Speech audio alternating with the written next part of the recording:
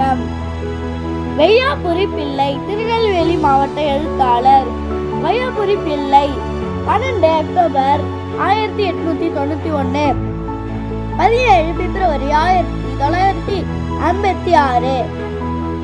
20ஆம் நூற்றாண்டின் முதன்மை தமிழ் ஆராய்ச்சியாளர்களில் ஒருவர்.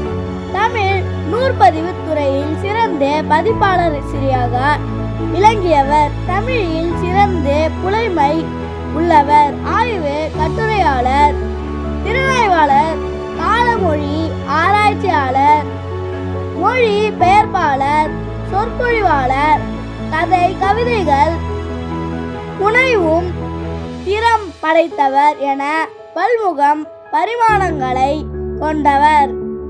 சென்னை பல்கலைக்கழகம் வெளியிட்ட பேரகராதியின் ஆகக்குழு தலைவராக செயல்பட்டவர். இந்த வீடியோ உங்களுக்கு பிடிச்சிருந்துச்சுன்னா லைக் பண்ணுங்க, ஷேர் பண்ணுங்க, கமெண்ட் பண்ணுங்க, சப்ஸ்கிரைப் பண்ணுங்க, கூட இருக்க பெல் ஐகானையும் கிளிக் பண்ணுங்க. தேங்க்யூ, பாய் பாய்.